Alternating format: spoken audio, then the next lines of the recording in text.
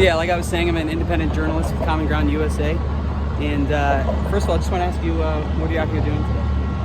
Man, I'm just trying to show that, I mean, there's a few people that want to stay on the other side and not watch our city be destroyed. So, Gotcha. you know, and to anybody that watches this on the 29th, there is a rally. It's going to be a drive rally, and there's going to be a lot of people, so show up.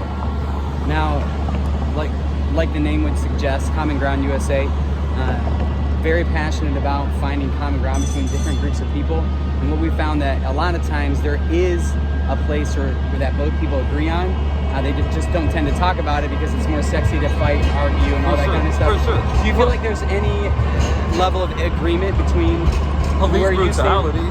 Okay. You know, I mean, that's kind of where I stand. I think there should be some kind of police reform. I mean, I'm more conservative myself. Yeah. But, you know, we do have to have a few patriots come out and stand up, you know, and I mean, there's senseless beatings every night. I mean, people are getting stabbed, people are getting shot. It's not cool, you know. We have to have a few people come out here and stand up. Absolutely. So you mentioned police brutality. Kind of dive into that a little bit more. I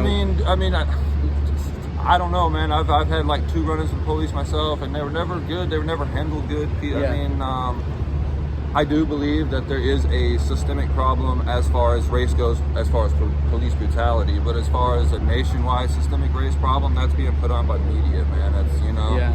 So, but I do think, yes, black people are targeted by the police. I see that every day, you know, and it's unfortunate. I do so, and that's why I think we need police reform. But so, say, for example, do you maybe think it's corrupt for police to have some incentive to ticket the populace by getting the funds back that they, that they give out in tickets?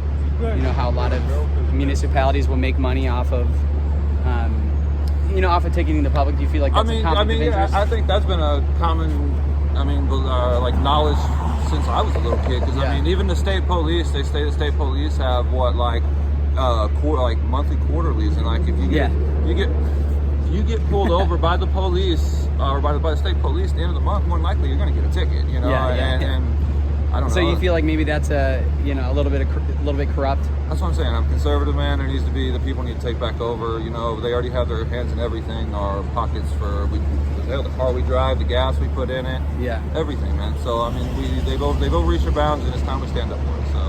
Awesome. So it feels like, Black Lives Matter obviously believe the police have too much power and too much funding, and you're saying that you might have some common ground there? Yes, but I think as people, they fucking matter. Police matter, black people matter, white people matter, everybody matters. Everybody matters, okay. But tearing apart, the federal buildings or the justice centers and stuff like that, I mean, that's stuff we had to pay for out of our pockets anyways, so that's kind of unfortunate. Are you aware that there's different factions within the movement where some are very peace-oriented and some aren't? Absolutely, but it's the ones that ain't peace-oriented that, and I'm sorry, it comes down to is Antifa, I think, is their alt-left fucking whatever, excuse my language, but, that's their far left. Every group has a radical, right? I mean, the Proud Boys had Jeremy, what's his name, that killed them people on the max. Yeah. There's radicals in every faction, so I don't believe that everybody down there wants to beat the shit out of me, but at this point it feels like it. You know what I'm saying? Because it is gang mentality downtown right now.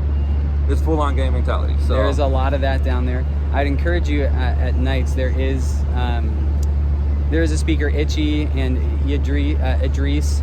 They speak every night about 8 to 10, something like that. Yeah. And they're very peace-oriented. They speak out against the violence. Really powerful voices from the Black Lives Matter side. Sadly, the media doesn't cover them.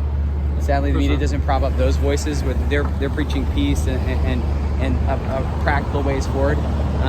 But love to hear from you, and would just encourage you to continue to reach across, to people who maybe it seems like you really disagree with, and keep finding that common ground. But again, thank you so much.